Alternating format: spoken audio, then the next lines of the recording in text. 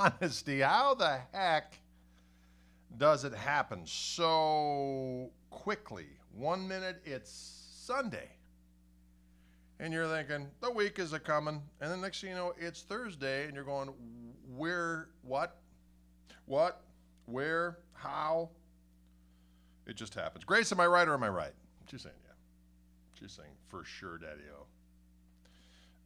Folks, good to be with you today. Our Wildwood Thursday takeover. I do not have any extra guitars here that they've sent me. The Telecaster I played on Tuesdays, the broadcaster I should say, found a home immediately. So I had to send it back post haste. So I thought it would be kind of fun for us to take another look here at these prototype Reverend, and then maybe I'll play a couple of my Wildwood Spec and Wildwood 10 guitars for the heck of it. Let me just share this over here. I'm going to share this over to Groupie Doopie. And there we go. All right, so, hey there. I see Paul Brown is in the house, ladies and gentlemen. Michael, I saw your magnificent picture with your KMT delicious vinyl and the glorious Dirt Spider t-shirt, which are on their way to all of the people that purchased one. And we're using a new t-shirt. It's a new fancy t-shirt, okay? We decided that the other t-shirts were just not conducive to majesty. So we upped our t-shirt game, ladies and gentlemen. The quality of the t-shirt is, not that the other ones weren't quality, these are just better fitting. Can I say that?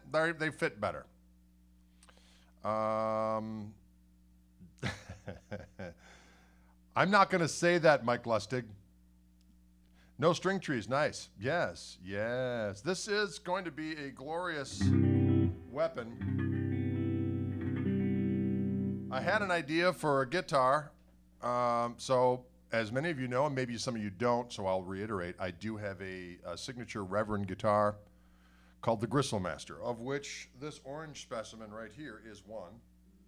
And as you can see, this one's in Kochwork orange. What? And I basically wanted a guitar that was a little bit bigger, the body a little bit bigger. When I was working with the Fender boys back in the day, I said, I got an idea for a guitar. And they're like, yeah, we've heard it all. I go, yeah. But listen, I had an idea for a little body, bigger body guitar, because I'm a big fella. I'm 6'7", and a lot of times when I'm playing a conventional size instrument, I have people going, what is it, a ukulele? Is it a 3/4 size guitar? And I go, no, I'm just big. Okay. And so this guitar, as with this particular iteration, the Reverend Gristlemanster, is I think about 2% larger all the way around. So it's not so large as the average person's going to go, oh my God, it's huge, I can't deal with it. But it does give the optical illusion of being more proportional. Proportionate?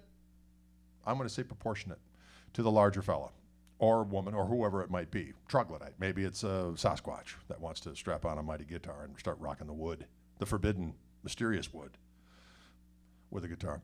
And it's going to look more proportionate for that Sasquatch. And anyway, so I want a little bit bigger body. I like the neck that was on the Pete Anderson. I had one of those East Siders, and I enjoyed the radius of, I believe it's compound from 10 to 12, if I'm not mistaken. Or is it 10 to 14? I can't remember. The brain, it's so crazy.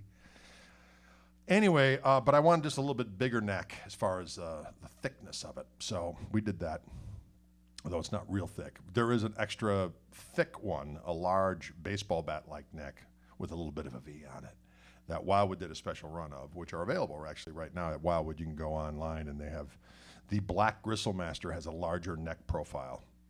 Also, the Kochwork orange color is a Wildwood exclusive as well. And they also did one with the Paul Farrell fingerboard, which is something that is not available anywhere else either. FYI. So anyway, we had these other guitar in the pickups, and there were my Fishman Fluence Telecaster pickups, which they come stock with, which magnificent. I've been working with Fishman for a while. So got those pickups are going, and we thought, hey, we started working together with the Reverend guys, and next thing you know, the Gristlemasters came out, and they're doing great. People love them. I love them. Hey, life is great. But I had a hankering for an instrument that was more Gibson scale. And I wanted a set neck, and I wanted an ebony fingerboard, and we did that. And I wanted P90s. I'm a big fan of P90s. I'd use P90s on guitars of mine, but they're a noisy pickup.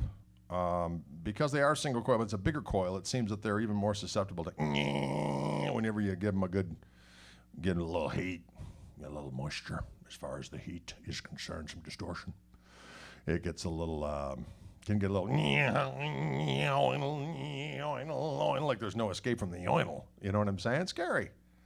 And every other noiseless attempt at a P90 has kind of mitigated the tone in such a way where it's just not really been a thing that you can get a noiseless P90. But the Fluence technology, so damn good, as people will attest to, have those Telecaster pickups or have one of my Reverend guitars, they'll say, damn, these pickups sound good. And they do, doggone it. But they are noiseless, but they sound good. They sound good first, and they're noiseless, as opposed to the other way around.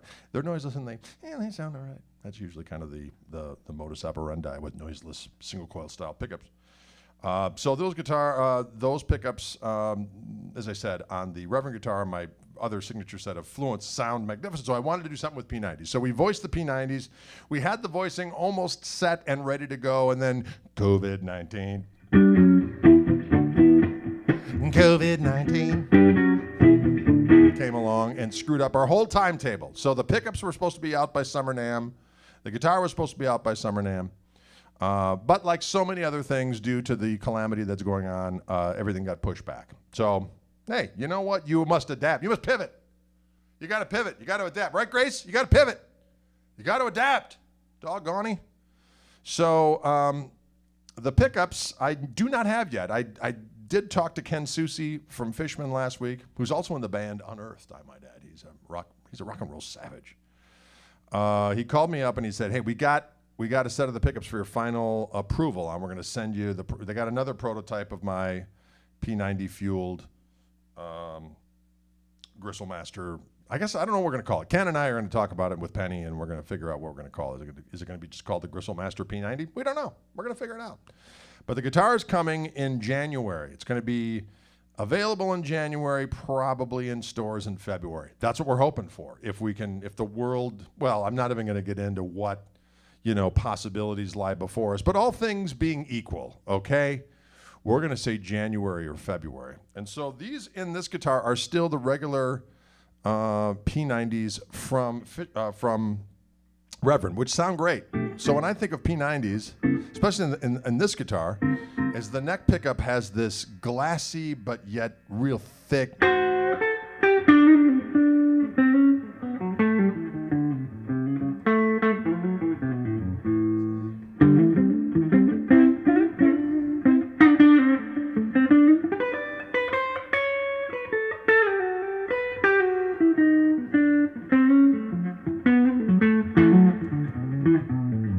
Sounds big and juicy.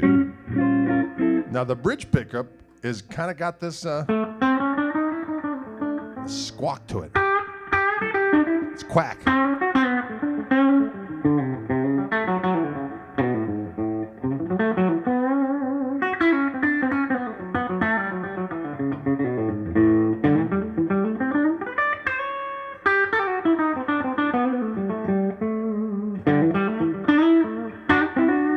That middle position, it just sounds so doggone.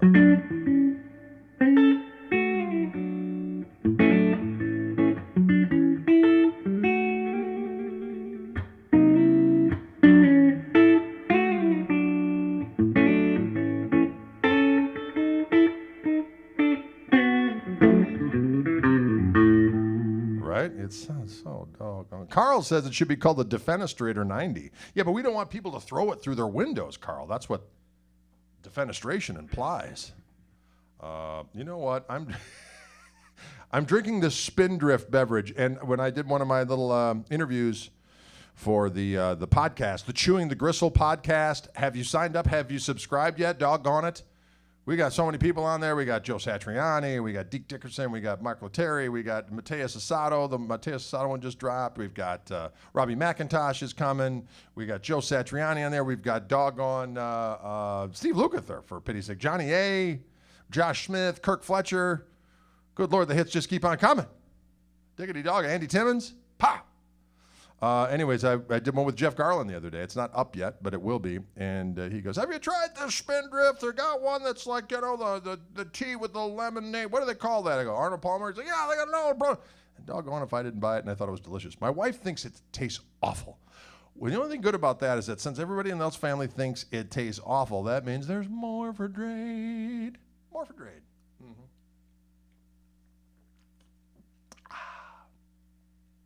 Ah, damn it, that's thirst quenching. Anyway, doggone it. The Squawkmaster 90. Not bad, Adam. I like that as well.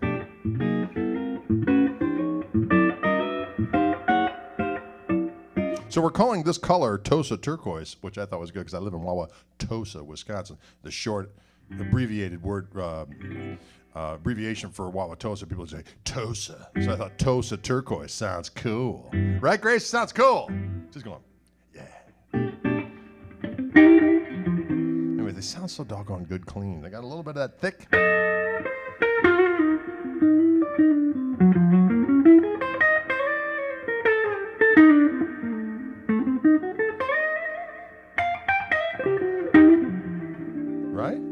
Sounds so diggity-dogged. Someone asked, will the Mateus Asado interview be on YouTube as well? I believe so. Paulie Brown, I think we're gonna have that Mateus one. Yeah, I believe so. I believe there is going to be some transition at some point from the video footage just being on the pod. Then we're just going to have the podcast. The audio is just going to be available. But we'll see. It may not be the case. We might do the video as well as the audio. But for now, they come out in like 5-part increments. So can you dig it? I like it. Can you dig it? Excellent question. Will the Fluence P90s have 2 voicings as well? They will indeed. Actually, they'll have a third voicing if you count the out of phase position.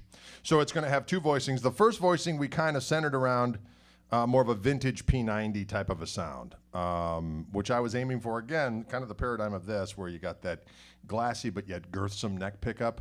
You got that doggone squawky, weird, funky bridge pickup sound in the middle. They both come together and just go, ah. So that's delicious. And then the second voice has a lot of those different characteristics of what we just described, but just a little bit more. It's going to have a little bit more output and a little bit more push, push, push, as Robert Plant used to say. I don't know why he said it, but he said it. Push, push, push. So I think that's going to be in the brochure as well. Second voice of the P90s, push, push, push. And there'll be a little picture of Robert Plant. I don't know if we can license that, but I think it's a good idea. So vintage P90 and push, push, push. So that's what's going to happen. That was embarrassing, but I know what I have no shame. I'm just going to wear it like a pelt around my being, my Robert Plant. Push, push, push, push. So now it's getting even more out of hand. I like it. Boy, that faux caffeinated beverage is really kind of hitting me right in the sternum. Anyway, but the out of phase thing is going to be very cool. Sorry, I'm talking a lot here, folks, but sometimes we mix it up. But sometimes we play a lot, sometimes we talk a lot. This is unscripted. We just go with the damn flow, okay? Sometimes I have people go, shut up and play your guitar. Well, we are doing this on behalf of Wildwood Guitars, and they're kind of in business to sell some guitars. So we like to talk about them every now and again. Am I right or am I right? Grace, am I right or am I right? She said you're doggone right. Anyway, so I want an out of phase thing, ladies and gentlemen. And if you play a Peter Green, a guitar that's wired like the Peter Green setting, when you're in the middle position, you're out of phase, and you have both volumes up, bridge pickup, neck pickup all the way up volume-wise. If you go back on either one of those volume controls, it takes that real kind of AM radio duck-walky type of out-of-phase sound, and it just makes it just a little bit more girthsome and usable if you just go back just a hair, right? People know what I'm talking about, And it's the most glorious tone. So we have that available. So what you're going to be able to do is go fully out of phase or back a little bit from one of those pickups so that you get that thicker version of a not quite totally out of phase sound. And then that could be your preset. So that's going to be available inside the control panel so that when you hit your push-pull pot to go out of phase, it will be that preset of what you wanted for the out of phase sound, which I think, if I'm not blowing my horn too loud, it's a damn good idea. Huh? So they'll have the two voices. The P90s will have the two voices, and then the shapeable out of phase. Oh, I like that. The shapeable out of phase. Boy, we're coming up with a bunch of marketing gold here today. We got the push, push, push for the second setting, and we got, I've already forgotten it. Oh, Lord. Customizable voice. Diggy, diggy, dee, doo. I like it. I like it. I like it. I like it. Oh, Leland, I see what you did there. Cambodian dictator, push Pol Pot. Push Pol Pot. I don't know if that's okay to say. I think we're gonna move on. But that's all right. We do what we got to do.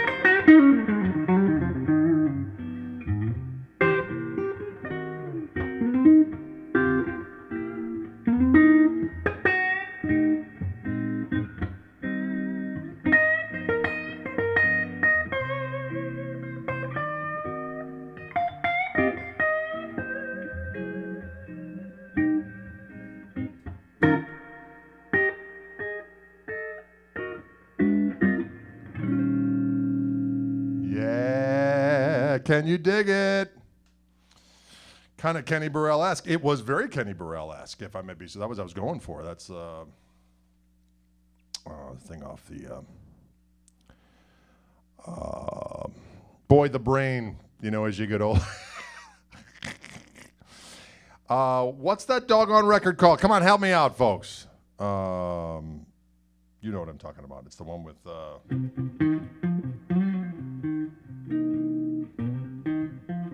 Yes, the Bigsby works great.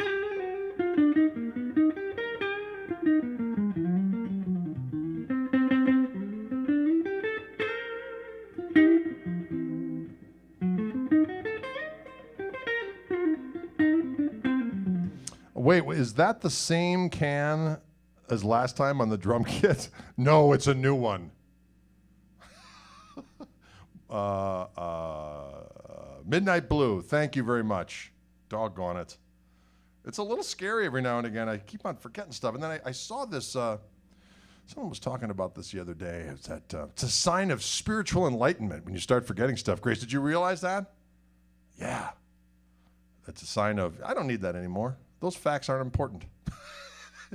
I think that's the greatest thing I've heard for gradually losing your memory. You know what? I'm past it. What? Yeah, Midnight Blue, and that tune's called Ain't You Been Good to Me, or what's that song called? Again, with a memory.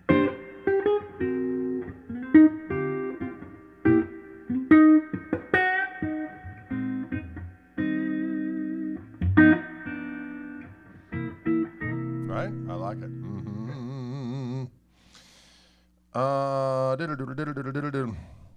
Eric, this is an excellent question. The custom shop neck P90 on my 56 reissue Gold Top sounds a bit muddy. Hoping your P90s will fix this. Well, they certainly will. That was the thing with P90s, is that, you know, depending on what guitar they are and depending what P90s they are, man, it's a mysterious world. But this is going to be one of those situations where with the Fluence, it's going to be, you know, sometimes you play, well, I know because I play all those doggone guitars, if I'm doing Gibson Day in the Wildwood Lair, and there's like a bunch of custom shop Les Pauls, most of them have humbuckers, and all of a sudden you grab them with P90s, and you would think that a single coil pickup wouldn't be as bassy and huge sounding as a humbucker, but you put on P90s, sometimes it's just like, it's just this fat, beastie thing, and to Eric's point, sometimes the neck pickup can be like this, just a wash of just this muddiness. And so what we went after is what I described earlier, the neck pickup having this glassy, big, robust low end thing, but definitely not an ambiguous low end. You know what I'm saying? So it'll sound kind of a perfect, hopefully, epitome of what I think a P90 neck pickup should sound like. Have a bit of glass, but have that girth. So if you want to play a little jazz on it, or you put a little heat on it, it gets all bluesy and thick, but not so much that it gets lost in a kind of a fuzzy realm. Fuzzy realm. Wow, I got taken away there to a fuzzy realm. So yes, I hope I answered the question. Patrick McManus says, my Jetstream 290 is a twang machine.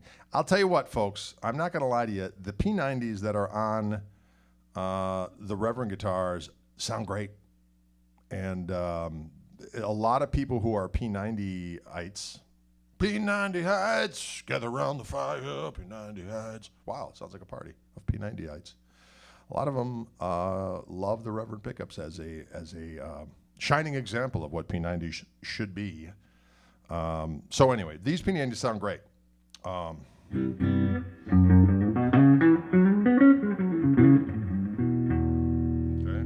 that middle position.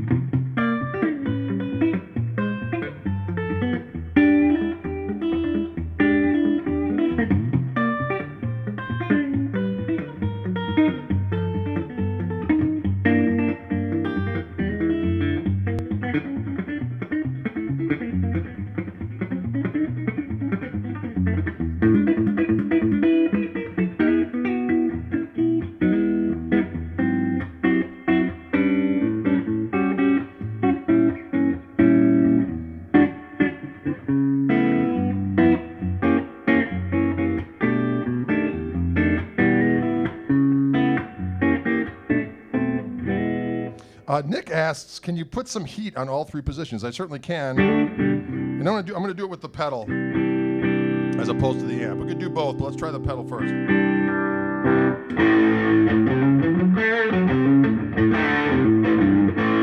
So that's bridge position. See how noisy it is?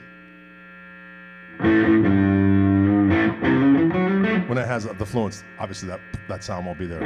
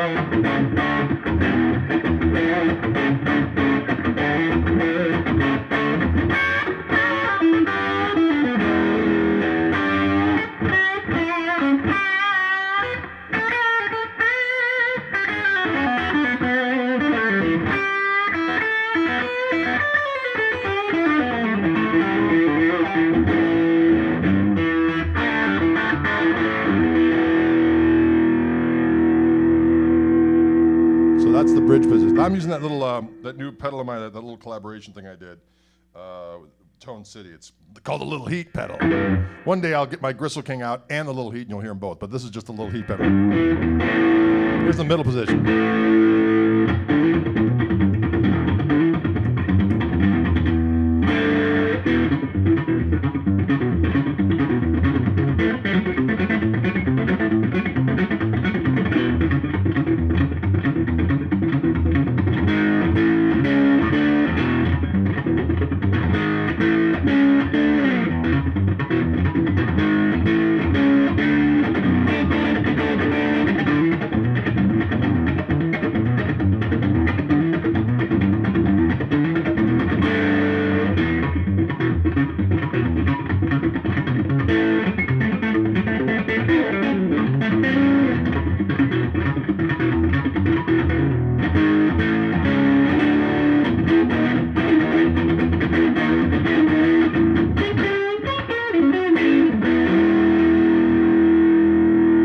Here's a neck pickup with a little bit of heat.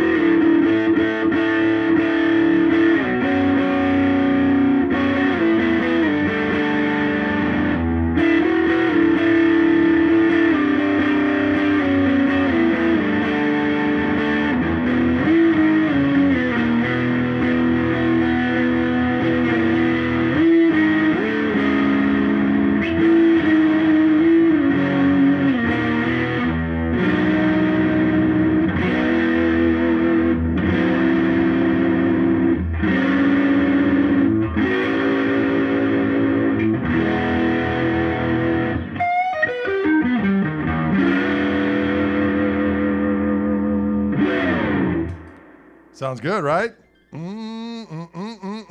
Diggity doggone it all anyway. Someone asked about we don't have my Fishman pickups in it yet. So this is the prototype of what the Reverend guitar will look like that will be coming out in January. But the pickups will actually be my Fluence P90 signature pickups, which I actually should have a set of in another prototype very, very shortly. And then once I sign off on that, well, then by God, we can really have a lot of fun. So both the Fishman Fluence P90 pickups that will be in this particular guitar, both the guitar and the pickups will be coming out in January. That's the goal. Can you dig it? The strings go over here on this Bigsby. They go around like that. It takes a little bit to get used to restringing a Bigsby. Am I right? First, there's kind of a phase where you just swear a lot, and you just start using all manner. Like you go through your full breadth of swears. Depending on what part you start from. If you start from the high E string and go to the G string, usually by the time you're on the D string, you're over it, and you're like, okay, I got this. Or the other way around. If you start on the low E string, usually by the time you get through the D string, go to the G string, then the profundity of the profanity has ceased. And then you just get used to it, and it's not a big deal. Can I dig it? Can you dig it? Will you dig it?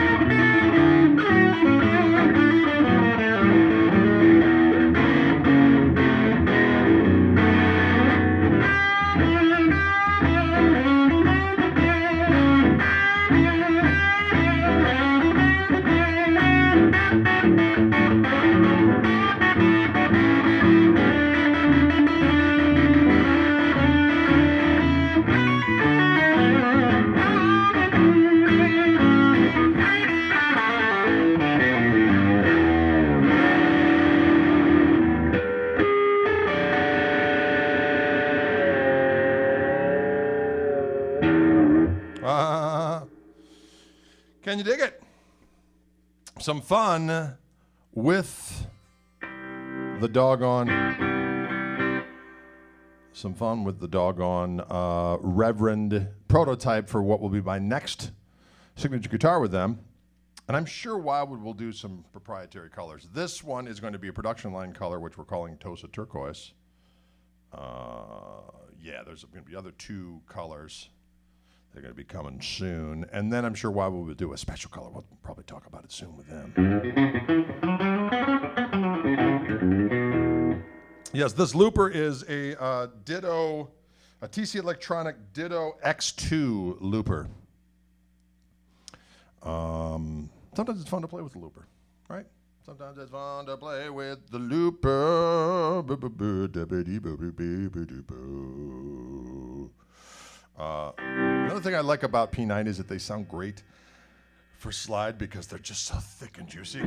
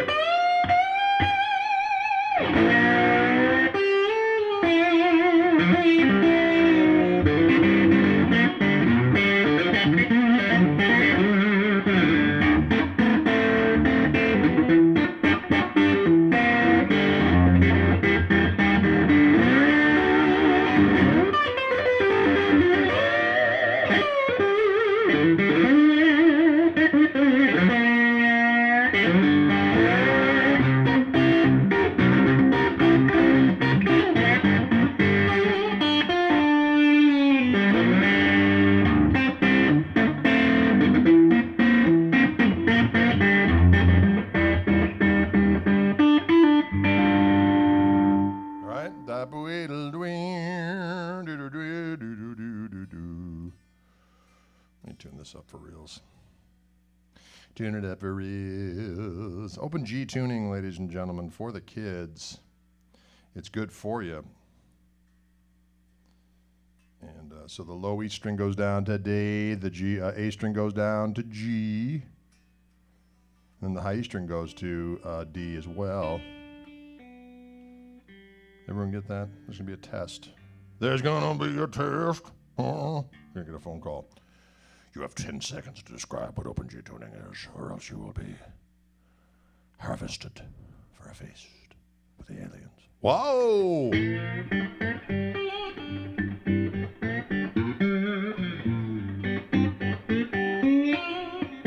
Yes, this guitar, for those who have just tuned in, this is the prototype of my next signature model from Reverend. And it will, in fact, have new noiseless pickups that I developed with Fishman. So there'll be Fishman Fluence P90s with my grubby name on them. And but this particular guitar is just a prototype with the regular Reverend P90s in it.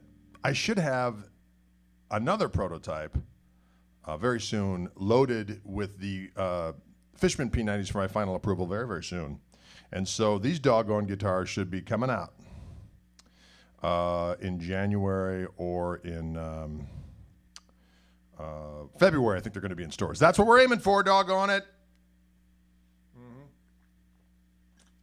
That's what we're aiming for.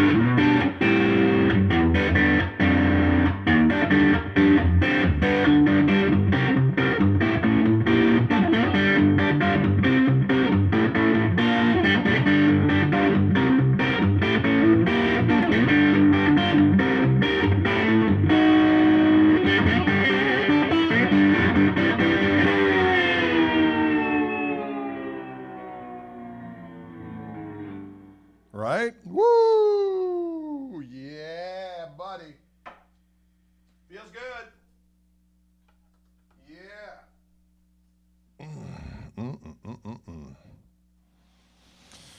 Ah, yes. So this, again, is my prototype Reverend that's coming out. I already have one out, which I'm going to just grab that for a hot second. You know, it would be kind of fun. Let's just play humbuckers in comparison for a second.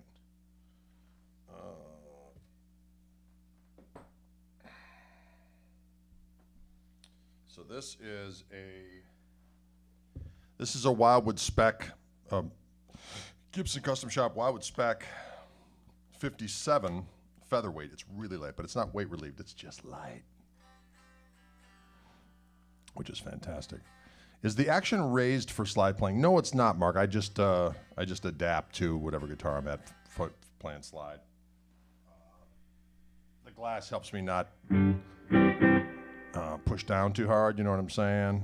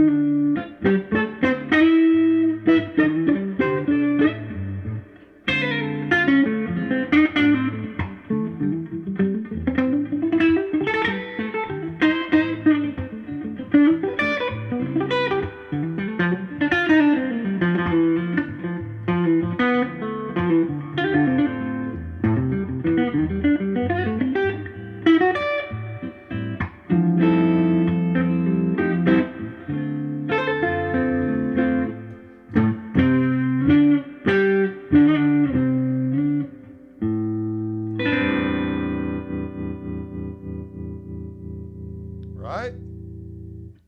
Can you dig that kind of activity? This guitar sounds magnificent. This is a Wildwood spec. Now, this is an interesting, someone just, I have to get back to this fellow who emailed me. I try to, sometimes I don't see the emails, folks, that they go through Facebook and stuff, and sometimes they lie in the realm of no return for quite some time. Woody Woodpeckery. Anyway, someone asked me about Les Pauls and what, specifically Tom Murphy Les Pauls. Were they worth it, and so on and so forth. I personally lust for a Tom Murphy aged and painted Les Paul. I don't think I'd get like a totally, I'd probably go for like a VOS type of age, but just that nice little, so it's just kind of looked wore in just a little bit. When they're all like glossy and brand spanking, they just make me nervous because I know I'm just going to destroy them with my savage beastliness. But the Tom Murphy aged and painted, he picks out the good wood. He picks out the good wood. He picks out the good wood. I don't know what happened to me there. I got taken away by something called, he picks out the good wood. Tom Murphy, ladies and gentlemen. Anyways, he picks out the good wood, and he knows what he's doing with the doggone painting, and he knows what he's doing with the doggone aging. So when you play one of those guitars, you just go, damn. And then you look at the price, and you go, oh. So there's the first part, damn. The second part, oh. So it's one of those things where if I was kind of more of a full-time Les Pauler, a full-time Les Pauler, another song, they just come to me. That was a song called Full-Time Les Pauler. I would drop the extra scalotes to get a Tom Murphy. I'd get specifically a Wildwood spec Tom Murphy aged and painted guitar.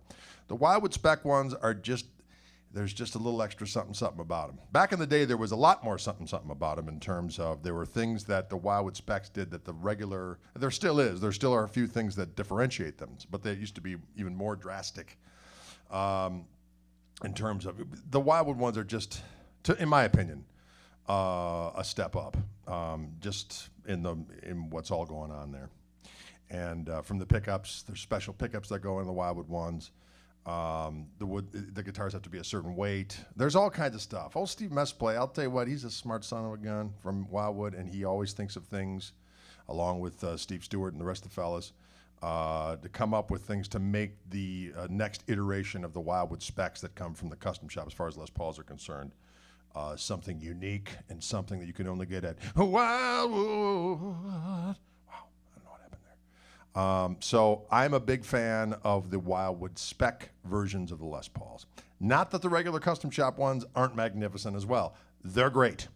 I have a tendency to, if people aren't absolutely fascinated by getting a 59 in name, so an R9 with a real flamey top and aged and so on and so forth. Those are going to be the priciest ones, just because Gibson figured out a long time ago that people want, for whatever reason, the 59 more than anybody else, because that's the iconic one. But for some reason, 58s are a good bargain as a result. So you can get 58, which I like, because traditionally the 58s had a little bit of a bigger neck profile on them. So you can get yourself a 58-ish. Any of them are great, but I'm just saying what I look at, especially now because I'm thinking about getting another one, and I'd like to get a Tom Murphy, and so I'd aim for A Tom Murphy aged and painted Wildwood Spec 58 is what I would go for. Now, if there was a 59 that tripped my trigger and I wanted, I wouldn't be opposed to it. I adapt to the neck profiles. The neck profiles are different. You know, if a guitar comes with a skinny neck on it and I dig the guitar overall, I'm not going to let it deter me from maybe, you know, grabbing it. By the same token, if it's got a big neck profile, I'll be like, I dig it.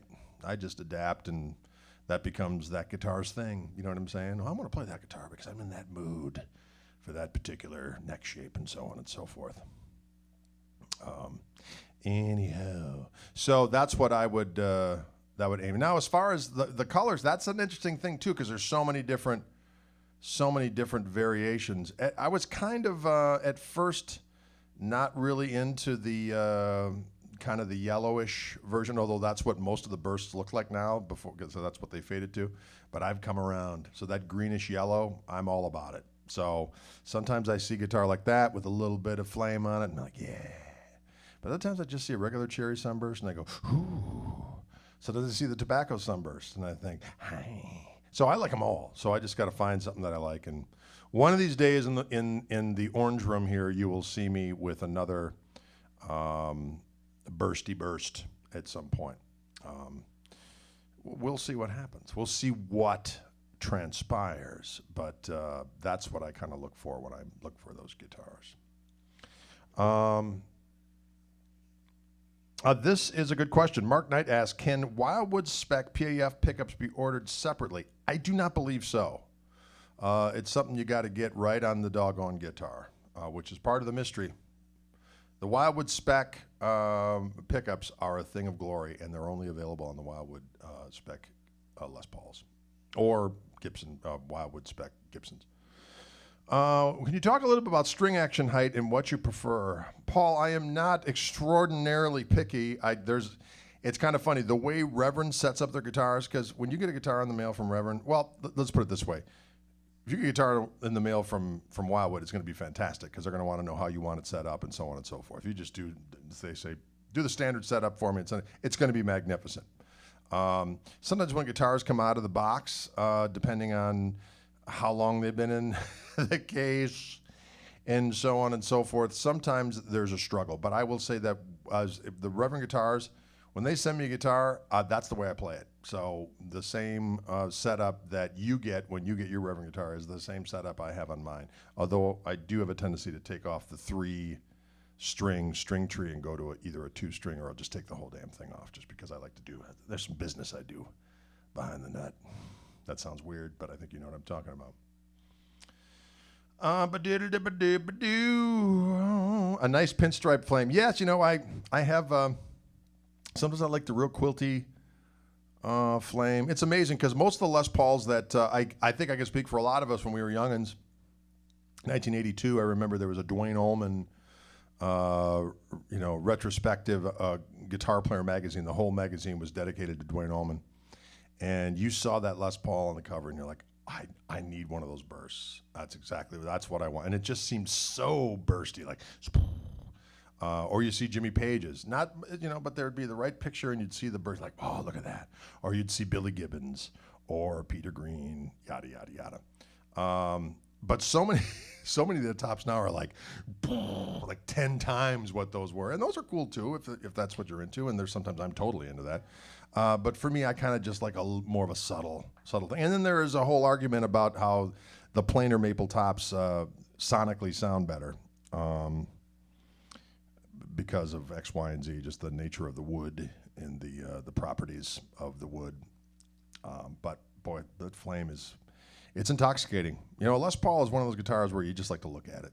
You know, I remember for years when I was going out to Wildwood, I had purchased a Greg Martin Collector's Choice number 15 Les Paul Gibson Custom Shop. And I kept it out there. That was I used to call it my, what did I call it? My mistress, my Rocky Mountain mistress. It was a six-stringed mistress. And I would always take it to the hotel, or sometimes I'd rent a house out there that was right down the street from Wildwood, and I'd stay there. They'd rent a house for me. And that guitar was the first thing I'd see in the morning. I'd be like, oh, I'd just look at it. That's the way Les Pauls are. For some reason, they just are such eye candy as well. So, doggone it. Tone Flames, exactly, my friends. Patrick says, I like plain top guitars. Yeah, I don't blame you. But sometimes that little bit of that doggone flame, it's intoxicating. It's intoxicating. The new 50s Les Paul Standard is a great bang for your buck. It certainly is, Mike, and there is a Wildwood version that they do. So it's a Gibson USA, but it's a Wildwood. It's not a Wildwood spec, but it's a they call it Wildwood. You'll see it when you go on their website. Boy, that's good job, Greg. Anyway, so the pickups are a little different. They're not what the Wildwood spec pickups are and the custom shop stuff, but they are a little different pickup, and then they choose different tops. So there's that, which are a lot less expensive, somewhere in the neighborhood of like 2.5-ish K, as opposed to. That's the thing with the Tom Murphy stuff. It gets up there in price, but doggone it, they're nice. That's all I'm gonna say. They're when you play one of those, and you're like, doggone it. Tommy asked, do I like the 60s thin necks? Yeah, I like those too. Sometimes I grab one of those 60s and I go, you know what, I could play this. So I don't get real bent out of shape one way or the other. Anyway, Gristlemaster, do you like humbuckers or single coils for expressive blues playing? I like them both. I play differently depending on if I'm playing like a Gibson with humbuckers versus a Fender style guitar with single coils. There's things that you have a tendency to gravitate to stylistically. So I definitely, I like both, but I play differently on both. But that's kind of the fun of it, isn't it? It's like, I'm gonna grab that guitar, now it's gonna sound a little different, so I have a tendency to do X, Y, and Z. Or, I mean, there certainly is some cross-pollination. There are things I'll do on both guitars, but there are things I might gravitate to on one or the other because they're more conducive to that kind of playing. Can you dig it? Yes, nice 50s bursts sell themselves. They do, but it's interesting.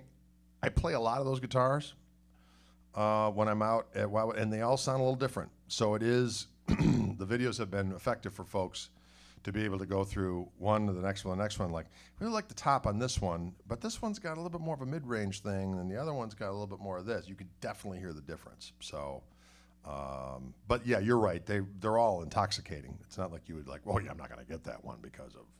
But when you're choosing not only the visuals but the sounds, you can definitely hear the diff. Michael asks, resale value plays a role, or maybe should, when buying a Les Paul. I think that's true.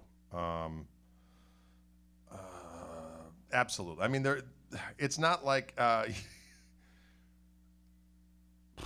you don't get the exact thing you're going to pay for. Obviously, when you sell it down the line. Although sometimes, depending on the guitar, it does increase in value.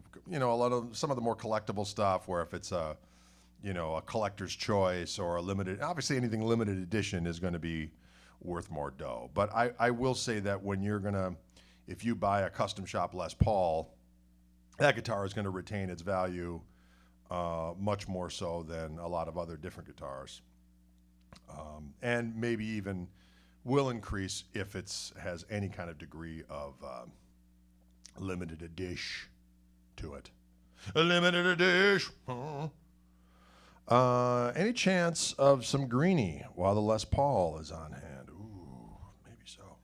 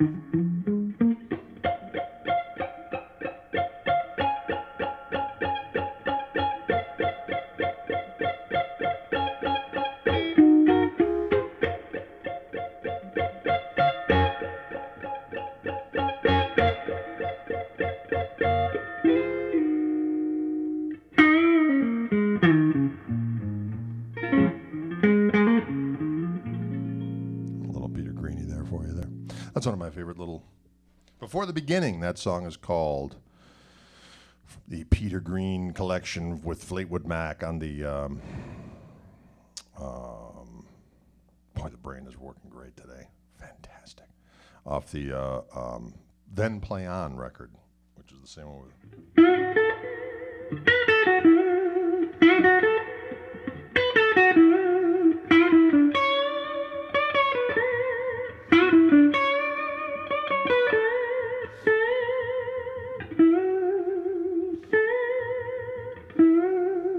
I got things to do, I move every day. Hope you don't mind that I'm coming your way.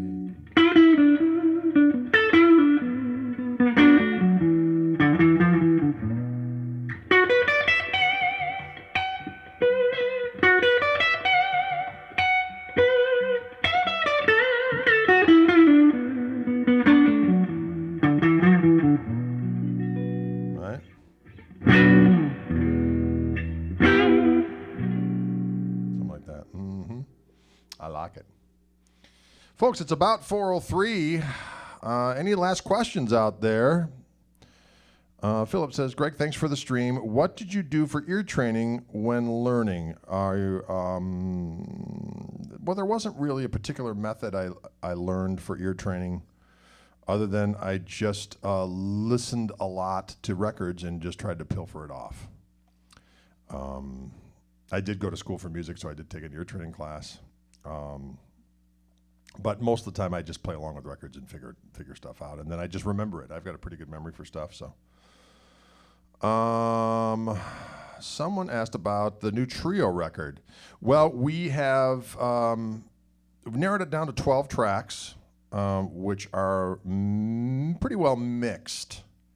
I just made a few other notes today of stuff that we're just a little tweak here and there. The record company has the 12 tunes as they exist to peruse and figure out what the plan of attack is going to be. It's an interesting time because obviously you really sell records when you're on the road. So I think a lot of records are being waited to be released until we can travel again. But by the same token, I'm doing these doggone live streams all the time, and I have no doubt that people would find out about the record being out that way, and certainly there would be other reviews, and we play online concerts with the band and so on and so forth. So we'll see what happens. We'll see what the label has to say, and then we'll get that doggone thing out. I like this question. Greg, how is it possible to rock so hard? Is it a special power? I'm going to say yes. I'm going to say it is a special power. You got to let go and let rock. Some people are afraid. They're like, oh, no, I can't. Ooh. Oh. By the same token, some people are like, ah. So you got to be like, okay, I'm going to take a little bit of animal over here and mix it a little bit with, no, ignore this person. And just kind of right there. And there you go. Everybody steal licks from somebody. Everyone steal licks from everybody. I just, when I started off, I cherry-picked stuff from stuff that I liked, thinking, oh, that's an unusual lick. I bet if I took this from that guy and that from this person and that from this person and put it in my own little stew, that'll be cool. And then gradually I started taking stuff and then doing it my own way. And then I just started to come up with my own way of doing those different things. A lot of times when you're figuring something out from a record, you figure it out wrong. And you're like, that's not quite what they're doing on there, but I kind of like it better. And then or at least, you kind of do your own thing with it. So that's been good. So would be happy to support by getting the new record. Well, I appreciate that. I'm looking forward to getting it out. The record sounds really good. Everyone, oh, my record sounds really good. I mean, if you liked a lot of these tunes we've been playing for a while because we haven't had a chance to get another record out. So tunes like Allora and this song Succulent. That Lures that tune. Then the one like and of course there's some of the vocal tunes like Daddy Long Leg.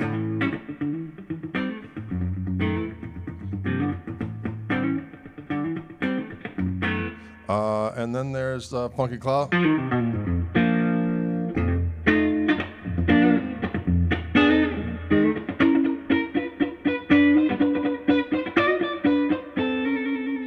so forth. Then the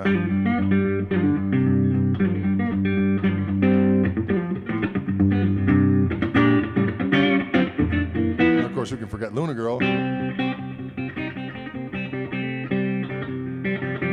All those tunes are on it, so it's going to be a rockin' record.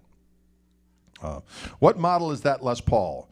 Robert, it is a Wildwood Spec 57 Les Paul, the featherweight, so it's really light.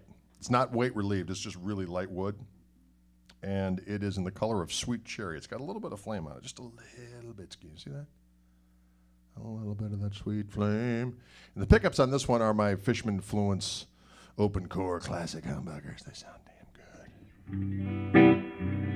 And Real Mother For You is on there as well, exactly. Someone wants to hear the Strat. I can play a Strat for. I'll play the Strat for a hot second. Another thing I really like about the Fluence pickups is that I can unplug this Les Paul, which has humbuckers on it, obviously, and grab a Strat. Now, usually you would have to re-EQ an amplifier in order to get each other to sound, the guitars to play well together, if you will. And I am just simply going to unplug one and plug in the other. And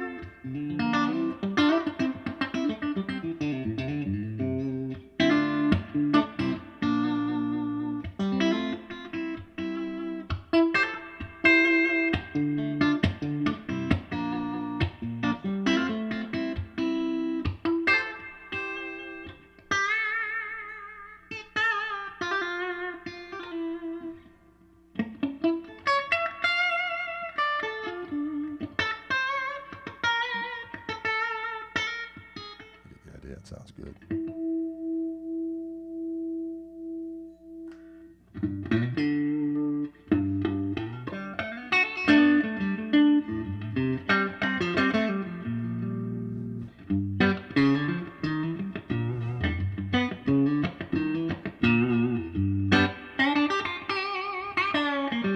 Someone asked what pickups do I like to use. I like to use them all. I love the neck pickup on a Strat. I do like the middle pickup.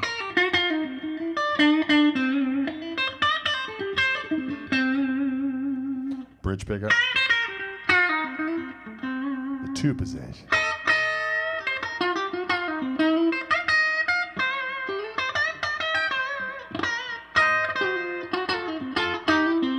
The four position.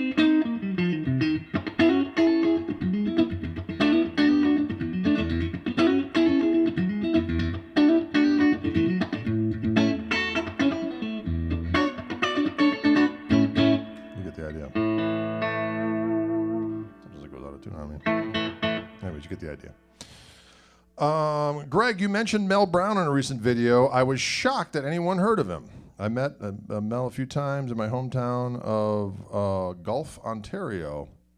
Look at a song up called Summer Magic. Yeah, I'll tell you what, the record Chicken Fat, Mel Brown Chicken Fat, everyone should have that. Everyone should have that record. Mel Brown Chicken Fat. Find it, turn it on, listen to it, come back to the broadcast next time and chime in. Say, you know what, that record grooved my brain. It grooved your brain. It's a good one. Everyone should have it. Greg, do you have longer fingernails on your right hand or no? I do a little bit, especially on my middle finger and third ring finger. Just enough to pop the strings, though.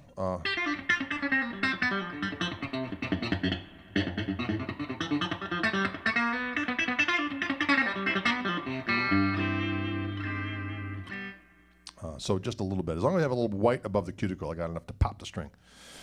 Do you ever incorporate a delay pedal live or when recording? I certainly do. A lot of times with the trio, though, in the last few years, I've kept the pedal game pretty just to like the amp. The amp's got a harmonic vibrato on board, but I do like to have a little slapback, and I did use a little slapback on the record. that I actually put it on myself, not just had the studio guy do it. Steve Hamilton, engineer extraordinaire. We did some stuff where he put some different longer delays on some things here and there, using the studio weaponry. But I've got this cool jam pedals multi-effect thing with all kinds of goodies on it, and one of them is just a cool analog delay, and I put a little slapback on, a little slapback around it. It sounds good.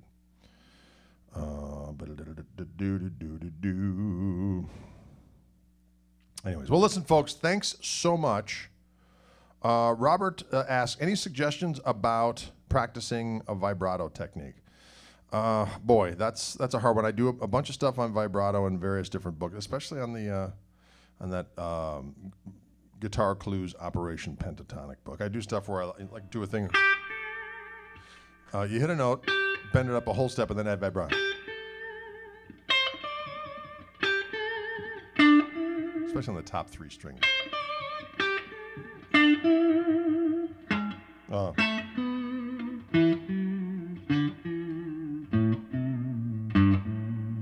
Or you can do things on first finger vibrato. I'll keep the finger a little bit more perpendicular to the strings.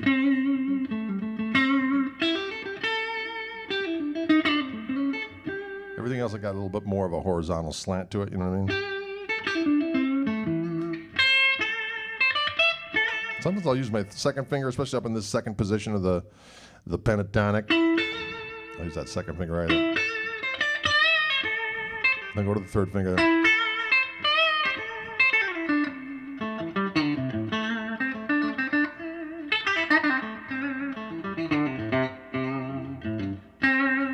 But you'll start noticing.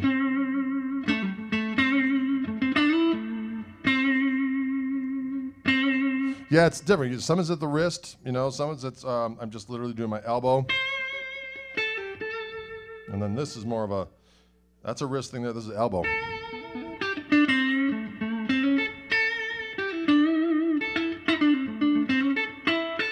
That's wrist. And the BB King kind of butterfly. I'm using this as a contact point with the neck and then the tip of my finger. And my wrist is going like this, like, hello, my baby, hello, my darling, hello, my ragtime girl. I always think of a little frog with a top hat going, hello, my baby. I don't know why, it's twisted.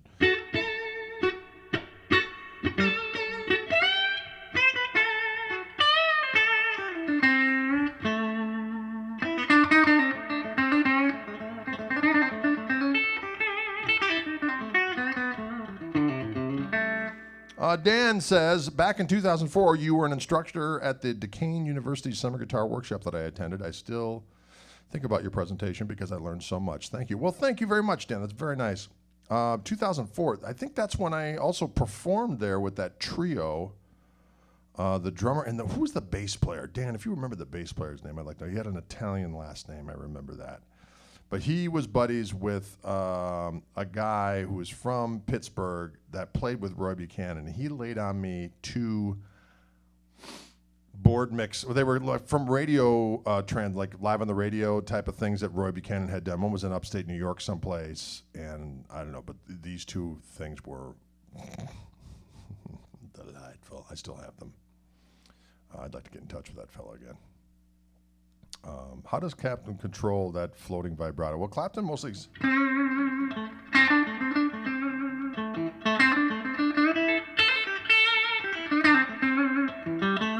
The thing that Clapton does that's weird to me is that he does the floating vibrato on the D string as well, which is, the string is going upward.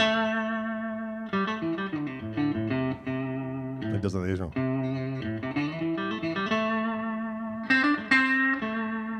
Whereas I have a tendency to go down. Going down first.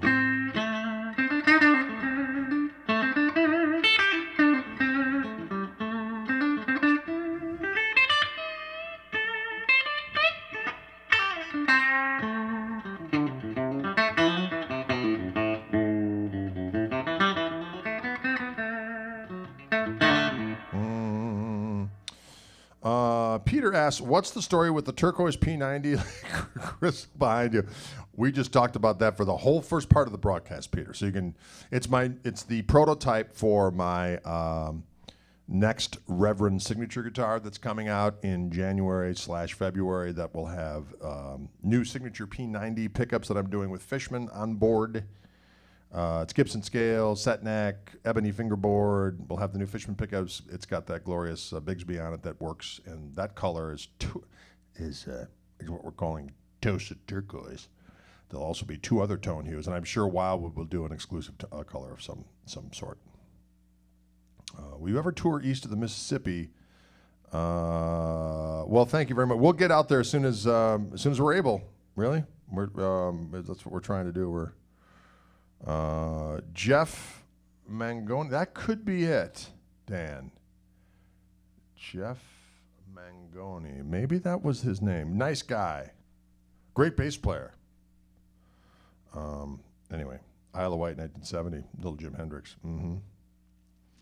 Who had that record? Rock festivals of. It was a combination record. It would fold it out into 3 things, and it was a combination of the Atlanta Pop Festival and the Isle of Wight Festival, and it had performances. Johnny Winter version of Mean Mistreater was on there. Allman Brothers were on there. And then Hendrix, a couple tunes from Isle of Wight. But there's a tune on there that he does called Midnight Lightin' that you can't find on any of the other, like Wild Blue Angel or any of those kind of Isle of Wight things that the Hendrix family has done. You cannot find the version of Midnight Lightin' that's on the great rock festivals of the 70s. I think that's what it's called. I can't remember. But it's pretty wicked. And then he does the version of Message to Love on there. And Foxy Lady.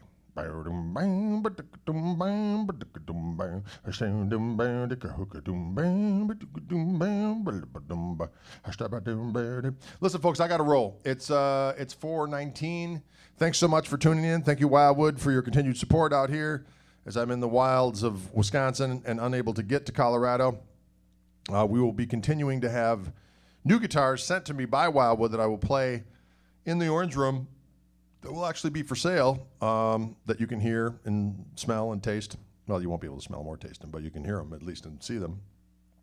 So that's coming. I'll be back here tomorrow at 4 p.m. Central Time doing my Fishman takeover. And then, folks, another thing I'm doing, I'm trying to build up my my YouTube page. All of my YouTube videos that have like a gazillion hits are all other people's YouTube page. You know what that means? It means old Dre doesn't get paid. So I'm trying to build up. I'm in the process of monetizing some of the things on my YouTube page, but I'm trying to. Every morning I get up and I post a little thing where I do a little looper and play another tune. So I'm putting different content on my YouTube page. I do a little thing on Instagram as well, and sometimes I'll post it to Facebook. But I'll be doing, as time goes on, I'll be doing more YouTube exclusive stuff. So please click, subscribe, and share. That's what all those YouTubers say, ladies and gentlemen. Please click. Oh, no, I forgot it already. Click, subscribe, and share. Click, subscribe. Click, subscribe, and share. Say what? Click, subscribe, and share. I want to be a thousandaire, so click, subscribe, and share. I want to be a thousandaire. Please click, subscribe, and share. All right, folks, we'll see you later.